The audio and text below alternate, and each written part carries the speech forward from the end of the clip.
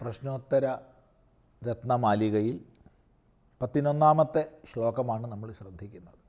അവിടെ താമരദളത്തിലെ ജലകണിക പോലെ അത്യന്ത ചഞ്ചലമായത് എന്താണ് ചോദിച്ചു. മറുപടി യൗവനവും ധനവും ആയുസ്സും. എന്തിനെക്കുറിച്ചാണോ നമ്മൾ ദുരഭിമാനത്തെ പ്രാപിക്കുന്നത് അതൊക്കെ അത്യന്ത ചഞ്ചലമാണ് എന്ന് നമ്മളെ ഓർമ്മിപ്പിച്ചു. തുടർന്ന് കഥയ പുന കേ ശശിന കിരണസമാഹ കേ ശശിനഃ കിരണസമാഹ കഥയ പറഞ്ഞു തന്നാലും പറഞ്ഞാലും ഉത്തരം പറയൂ. എന്താണ് പറയേണ്ടത്? ശശിനഃ കിരണസമാഹ കേ, ചന്ദ്രൻ്റെ കിരണത്തിന് തുല്യരായവരാര്? അങ്ങേയറ്റം ആശ്രയിക്കത്തക്ക, അങ്ങേയറ്റം ഹൃദ്യമായ, ശീതളിമയാർന്ന, അതേ സമയത്ത് പ്രകാശയുക്തമായ. ഇപ്പോൾ സൂര്യൻ അങ്ങേയറ്റത്തെ പ്രകാശത്തെ തരുന്നു, പക്ഷേ സൂര്യനിലേക്ക് നോക്കാൻ കഴിയുന്നില്ല, ചുട്ടു പൊള്ളുകയാണ്, കണ്ണ് മഞ്ഞളിച്ചു പോവുകയാണ്. എന്നാൽ ചന്ദ്രകിരണങ്ങളാകട്ടെ പ്രകാശയുക്തങ്ങളെങ്കിലും അവ ശീതളമാണ്, അമൃതസമമാണ്, ഹൃദ്യമാണ്. അതുപോലെ ചന്ദ്രൻ്റെ കിരണങ്ങളെപ്പോലെ ഉള്ളവരാരാണ്? ഇതാണ് ചോദ്യം. മറുപടി സജ്ജന ഏവ, സജ്ജനങ്ങളാണ്. സജ്ജനങ്ങളെന്ന് പറഞ്ഞാൽ പല തലങ്ങളിൽ നമുക്ക് അർത്ഥം കാണാം. താൻ സത് സ്വരൂപമാണെന്ന ബോധസാക്ഷാത്കാരത്തിൽ കഴിയുന്ന ബ്രഹ്മനിഷ്ഠനാണ് ഉയർന്ന അർത്ഥത്തിൽ സജ്ജനം. കാരണം സത്ത് എന്ന് പറഞ്ഞാൽ ഉള്ളത്, ഉണ്മ. സത്ത് ബ്രഹ്മവാചകമാണ്, ബ്രഹ്മനാമമാണ്. ഓം തത്സദിതി നിർദ്ദേശോ ബ്രഹ്മണ ത്രിവിധ സ്മൃത എന്ന് ഭഗവത്ഗീത പറയുന്നത് ശ്രദ്ധിക്കുക. അപ്പോൾ സത്ത് ബ്രഹ്മനാമമാണ്.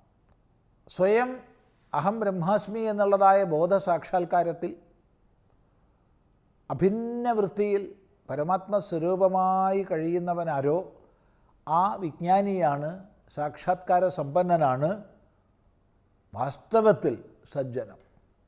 ഇനി അത്രയ്ക്ക് അങ്ങോട്ട് പോയില്ലെങ്കിൽ ധർമ്മത്തിനനുസൃതമായി ലോകത്തിൽ ജീവിച്ച് കൃതാർത്ഥന്മാരായിരിക്കുന്നവർ, തനിക്കും മറ്റുള്ളവർക്കും ഹിതമായത് ചെയ്യുന്നവർ, അങ്ങനെയുള്ള ശ്രേഷ്ഠന്മാരാണ് സജ്ജനങ്ങൾ. പറയുന്നത് പ്രവർത്തിക്കുന്നവർ, ആർജവത്തോടു കൂടിയവർ, അവനെ പറ്റിക്കണം അവളെ പറ്റിക്കണം എന്നുള്ള ചിന്തയില്ലാത്തവർ, പുറമേ മറ്റൊരു പ്രകാരം പ്രദർശിപ്പിച്ച് അകത്ത് വേറൊരു പ്രകാരം ജീവിക്കുന്ന മായാവിത്വമില്ലാത്തവർ, അങ്ങനെയുള്ളവരൊക്കെ നമുക്ക് സജ്ജനമെന്ന് പറയാം. ചുരുക്കമായി പറഞ്ഞാൽ ശാസ്ത്രങ്ങളും ആചാര്യന്മാരും അനുശാസിക്കുന്ന ജീവിതമാർഗത്തെ പിന്തുടരുന്നവരാരോ അവരാണ് സാധുക്കൾ, സജ്ജനങ്ങൾ. ഇപ്പോൾ സാധുജനങ്ങളാണ് ലോകത്തിൽ ചന്ദ്രൻ്റെ കിരണങ്ങളെപ്പോലെ സമാശ്രയിക്കത്തക്കവർ. അവരെ കാണുന്നത് തന്നെ ആനന്ദം, അവരുമായി ഇടപഴകുന്നത് ആനന്ദം. അവർ പ്രകാശത്തെ പരത്തുന്നു, അത് അമൃതത്തെ പരത്തുന്ന പ്രകാശമാണ്. അതുകൊണ്ട് നാം ആശ്രയിക്കേണ്ടത് സജ്ജനങ്ങളെയാണ് എന്ന് ഇവിടെ പറയുക ചെയ്യുന്നത്. തുടർന്ന് കോ നരകഃ പരവശത കിം സൗഖ്യം സർവസംഗവിരതിർയാ കിം സത്യം ഭൂതഹിതം പ്രിയം ച കിം പ്രാണിനാമസവഃ.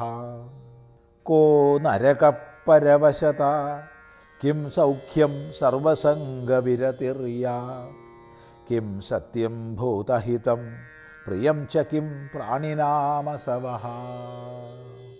കഹ നരകഃ, നരകം എന്താണ്? എന്താണ് നരകം? ഇപ്പോൾ നരകം എന്താണെന്ന് സാമാന്യമായി ചോദിച്ചാൽ നമ്മൾ വിവിധ തരം കർമ്മഫലങ്ങളെ അനുഭവിക്കാനുള്ള, ദുഷ്ടകർമ്മഫലങ്ങളെ അനുഭവിക്കാനുള്ള മേഖലകളാണ്, അത്തരം ദുഃഖാനുഭവങ്ങളാണ് നരകമെന്നൊക്കെയാണ് സാമാന്യമായിട്ട് പെട്ടെന്ന് വാച്യാർത്ഥത്തിൽ പറയുക.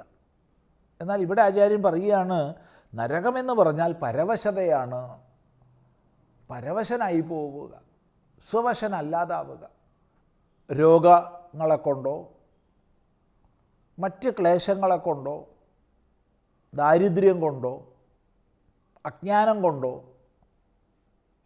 മറ്റേതെങ്കിലും പ്രകാരത്തിൽപ്പെട്ട ദൗർബല്യത്താലോ മറ്റുള്ളവരെ ആശ്രയിച്ചാലേ ജീവിക്കാൻ പറ്റൂ. നടക്കണമെങ്കിൽ മറ്റൊരാളുടെ സഹായം വേണം, ഭക്ഷണം കഴിക്കണമെങ്കിൽ മറ്റൊരാളുടെ സഹായം വേണം, എന്തിനും മറ്റൊരാളുടെ സഹായം വേണ്ട അവസ്ഥാവിശേഷം. പരന് മറ്റൊരാൾക്ക് വശകനാവുന്നത്, ഇതാണ് നരകം. ഇനി ഒരാൾക്ക് സാമ്പത്തികമായോ ശാരീരികമായോ ഇന്ദ്രിയപരമായോ ഒരു ക്ലേശവുമില്ല, എല്ലാ പ്രകാരത്തിലുമുള്ള ബലമുണ്ട്, എല്ലാ പ്രകാരത്തിലും സുശക്തനാണ്.